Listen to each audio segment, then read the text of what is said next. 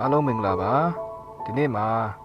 တစ်ခါပြန်လိုက်ပြီးမှဖျားရဲ့နှုတ်ကပတ်တော်အားဖြင့်ခွန်အားယူဖို့အချိန်နိုင်ရရှိတော့ကြောင့်ဖျားသခင်ရဲ့ကျေးဇူးတော်ကိုချီးမွမ်းပါတယ်ဆိုတော့ဒီနေ့မှာကျွန်တော်အနေဖြင့်ယုံကြည်ခြင်းနဲ့အကျင့်ဆိုတဲ့ခေါင်းစဉ်အောက်ထဲမှာနှုတ်ကပတ်တော်အားဖြင့်အနေငယ်ဝင်ကတိုက်တွန်းခွန်အားပေးလိုပါတယ်တမန်ကျမ်းစာတပိုက်ကိုကျွန်တော်ဖတ်ချင်ပါတယ်ရှင်ယာကောဝါဒစာအခန်းကြီးနဲ့ပိုက်ငယ်နဲ့ဆက်နှစ်ကိုကျွန်တော်ဖတ်ချင်ပါတယ်ယုံကြည်ခြင်းသည်အကျင့်နဲ့အတူပြုပြင်၍အကျင့်အားဖြင့်စုံလင်သည်ကိုသိမြင်ရ၏ဆက်လက်ပြီးမှပိုက်ငယ်26ကိုဖတ်ချင်ပါတယ်ဝိညာဉ်နှင့်ကင်းသောကိုယ်သည်အတည်ဖြစ်တဲ့ကဲ့သို့အကျင့်နှင့်ကင်းသောယုံကြည်ခြင်းသည်အတည်ဖြစ်၏ဆိုတော့ဒီထဲမှာကျွန်တော်အနေဖြင့်ယုံကြည်ခြင်းနဲ့အကျဉ်းလို့ဆိုတဲ့ခေါင်းစဉ်အောက်ထဲမှာဒီကနေ့ကျွန်တော်ရဲ့အသက်တာအထဲမှာကျွန်တော်တို့ရဲ့ယုံကြည်ခြင်းကျွန်တော်တို့ရဲ့ယက်တည်မှုကျွန်တော်တို့ရဲ့ကိုးကွယ်မှုကျွန်တော်ခံယူနေတဲ့ကျွန်တော်တို့ရဲ့ယုံကြည်ခြင်းတွေကိုကျွန်တော်တို့ကဘာအားဖြင့်ပြဖို့လဲဆိုရင်အကျင့်အားဖြင့်ပြဖို့ဖြစ်တယ်ကျွန်တော်တို့ဘလို့ယုံကြည်တယ်ကျွန်တော်ဘာကိုယုံကြည်တယ်ဆိုတဲ့အရာကိုအကျင့်အားဖြင့်တတ်တည်ထူဖို့ဖြစ်တယ်ဆိုတော့အပိုင်းငယ်73မှာအာဗြဟံအကြောင်းကိုတွေ့ရတယ်အာဗြဟံရဲ့ယုံကြည်ခြင်းကဘယ်လိုလဲဆိုရင်သူ့ကိုဘုရားသားပေးတယ်။သားပေးတဲ့အခါမှာအဲ့ဒီသားကိုဘုရားခင်ထံပြန်လဲပူဇော်ဖို့အတွက်ဘုရားတောင်းခံတဲ့အခါမှာဘုရားက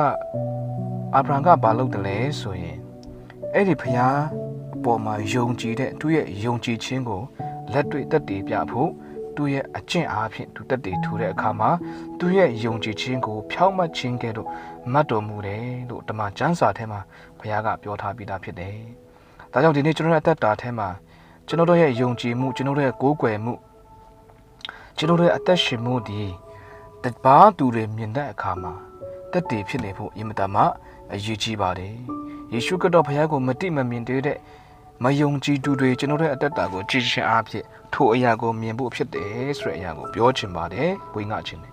ဆိုတော့ဓမ္မကျမ်းစာထဲမှာပြောထားတဲ့အကြောင်းအရာတွေတစ်ခုကိုဥပမာပေးချင်ပါတယ်ရှာဒရက်မေရှက်အဗဒိကောတာယေလဒီလူငယ်၄ယောက်ဟာမယုံကြည်သူနိုင်ငံကိုရောက်သွားတာဖြစ်တယ်ဖျားမတိတဲ့နေရာကိုရောက်သွားတာဖြစ်တယ်ဖျားကိုမတိတဲ့နေရာရောက်သွားတာဖြစ်တယ်ဆိုတော့အဲ့ဒီနေရာထဲမှာဘလို့အသက်ရှင်ကြတယ်လေဆိုရင်သူတို့ရဲ့ယုံကြည်ခြင်းကိုသူတို့ရဲ့အတ္တသူတို့ရဲ့အကျင့်အားဖြင့်တက်တည်ပြတယ်ဆိုတဲ့အရာကိုမြင်တွေ့ရတာဖြစ်တယ်ဆိုတော့ဒီကနေ့ကျွန်တော်ရဲ့အတ္တထဲမှာလဲကျွန်တော်တို့ရဲ့ယုံကြည်ခြင်းကိုကျွန်တော်ဘယ်လိုတက်တည်ပြမလဲဒီနေ့ယုံကြည်သူရဲ့အတ္တတွေမယုံကြည်သူရဲ့အတ္တနဲ့သူကိုမတူဘူးဖြစ်တယ်တို့တော်ညာနဲ့ဒီနေ့ကျွန်တော်တို့ရဲ့အတ္တအသက်ရှင်မှုအယက်တည်မှုကျင့်ကြံမှုတစ်ခုချင်းစီတိုင်းဒီမယုံကြည်သူခရစ်တော်ဘုရားကိုမတိတော်သူတွေနဲ့အတူတူပင်ဖြစ်နေတယ်ဆိုတဲ့အရာကိုပတ်ဝန်းကျင်ထဲမှာများဆိုကျွန်တော်တတိထားမိကြမှာပါဒါကြောင့်ကျွန်တော်မိတ်ဆွေများအားလုံးကိုကျွန်တော်အနေဖြင့်ဒီကနေ့မှာဝေငှခြင်းတဲ့တိုက်တွန်းခြင်းတဲ့အရာကကျွန်တော်တို့ရဲ့အသက်ရှင်ခြင်းဒီဘုရားအလိုတော်ရှိတော်အတ္တနဲ့အသက်ရှင်ဖို့အင်မတန်မှလိုအပ်ပါတယ်အရေးကြီးပါတယ်ဆိုတဲ့အကြောင်းကိုပြောချင်ပါတယ်ဆိုတော့ဒီနေ့ကျွန်တော်တို့ရဲ့အကျင့်ကဘာတွေလဲဆိုတဲ့အရာကိုလည်းဓမ္မကျမ်းစာထဲမှာဘုရားကကျွန်တော်ကိုပြောထားပြီးသားဖြစ်တယ်ကျွန်တော်အားလုံးတည်တဲ့အရာဖြစ်တဲ့ဝိညာဉ်အတီးကိုလုံးဖြစ်တယ်ဒီအရာကကျွန်တော်တို့ရဲ့နေ့စဉ်နေ့တိုင်းအသက်ရှင်မှုထဲမှာကျွန်တော်တို့လှုပ်ဆောင်ရမယ်ကျွန်တော်တို့ရဲ့အသက်ရှင်ခြင်းကျွန်တော်တို့ရဲ့အကျင့်ဖြစ်တယ်ဒီနေ့ဘုရားချစ်ခြင်းမေတ္တာဖြစ်တယ်ဆိုတဲ့အတိုင်းပဲဘုရားကိုထာဝရဘုရားကိုယုံကြည်ကိုးကွယ်တဲ့ကျွန်တော်တို့ရဲ့အသက်တာထဲမှာလည်းထိုချစ်ခြင်းမေတ္တာနဲ့ပြီးပွားသောအကျင့်နဲ့အသက်ရှင်ဖို့အရေးကြီးတယ်ဒီထဲမှာ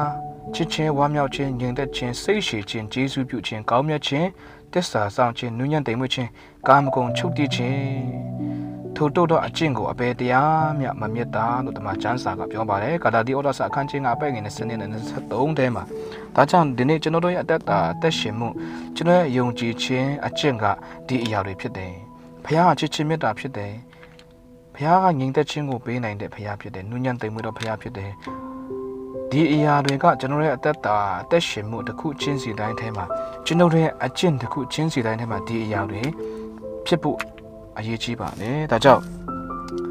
မိတ်ဆွေများကိုကျွန်တော်ဝေငှခွန်အားပေးလို့တဲ့အရာကဒီနေ့ကျွန်တော်တို့ရဲ့အတ္တထဲမှာကျွန်တော်ယုံကြည်နေတဲ့အရာကျွန်တော်ဘယ်အရာကိုယုံကြည်တယ်လဲထ ထာဝရဘုရားတည်ဟူသောအသက်ရှင်သောယေရှုခရစ်တော်ဘုရားကိုယုံကြည်တဲ့ယုံကြည်သူတွေဆိုရင်တော့ဒီနေ့ကျွန်တော်အသက်တာထဲမှာဘုရားအလိုတော်ရှိသောအသက်တာအသက်ရှင်မှုအကျင့်နဲ့တွားဖို့ဖြစ်တယ်ဆိုတဲ့အရာကိုကျွန်တော်အနေဖြင့်ဝေငှခွန်အားပေးခြင်းတာဖြစ်တယ်။ဒါကြောင့်ဒီနေ့ဘုရားကိုမယုံကြည်တဲ့လောကသားတွေကလောကသားလိုကြင်ကြံပြုမှုအသက်ရှင်မှာဖြစ်တယ်။ဒါကြောင့်ဒီနေ့ယေရှုခရစ်တော်ဘုရားကိုယုံကြည်လက်ခံတဲ့ဘုရားသားတွေကလည်းဒီနေ့ဘုရားသားလိုကြင်ကြံပြုမှုပြီးအသက်ရှင်ဖို့လိုအပ်ပါတယ်။ကျွန်တော်တို့ရဲ့ယုံကြည်ခြင်းကကျွန်တော်တို့ရဲ့အကျင့်အားဖြင့်တည်ပြနေမှာဖြစ်တယ်။ဒါကြောင့်လှူရှားမှုကပို၍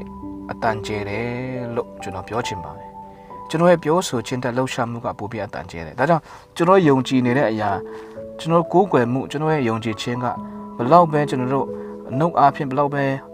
ပြောနေပါစေကျွန်တော်တို့ရဲ့အသက်ရှင်မှုကလက်တွေ့တက်တည်ဖြစ်ပါတယ်။ဒါကြောင့်ကျွန်တော်တို့ရဲ့ယုံကြည်ခြင်းတွေကျွန်တော်တို့အားဖြင့်တက်တည်မြင်တွေ့စေဖို့ကျွန်တော်လှုပ်ရှားမှုကျွန်တော်တို့အချင်းတစ်ခုအချင်းစီတဲ့အားဖြင့်ဖျားရှိလူရှိမှတက်တည်ဖြစ်ဖို့အတွက်ကျွန်တော်အချင်းအားဖြင့်တက်တည်ပြကြပါစို့လို့နှုတ်ပတ်တော်အဖြစ်ခွန်အားပေးခြင်းပါတယ်ရှာတဲ့မေရှေအဘဒီကိုဒန်ရင်လာသူတို့ရဲ့အသက်ရှင်မှုကျင့်ကြံမှုသူတို့ရဲ့အချင်းအားဖြင့်ထိုဖျားကိုမတိမရှိသောနိုင်ငံမှာသူတို့အားဖြင့်ဖျားကိုတည်ရှိပြီးတော့ဖျားရဲ့ဘုန်းတော်ထင်ရှားစေတာဖြစ်တယ်သူတို့အားဖြင့်အသက်ရှင်သောဘုရားတကယ်ရှိတယ်ဆိုတဲ့အရာကိုသူတို့ရဲ့အသက်ရှင်မှုအားဖြင့်မြင်တွေ့ရတာဖြစ်တယ်။ဒါကြောင့်ကျွန်တော်တို့ရဲ့အသက်ရှင်မှုအားဖြင့်လည်းမယုံကြည်သူတွေယေရှုခရစ်တော်ဘုရားတကယ်အသက်ရှင်တဲ့ထာဝရဘုရားတကယ်ရှိတယ်ဆိုတဲ့အကြောင်းကိုကျွန်တော်တို့ရဲ့ယုံကြည်ခြင်းအချင်းအားဖြင့်တည်ပြကြပါစို့လို့နှုတ်ကတော်အားဖြင့်အနေငယ်ဝေငှတိုက်တွန်းခွန်အားပေးပါတယ်။အားလုံးအပေါ်မှာဖျားရှင်ကောင်းချီးပေးပါစေ။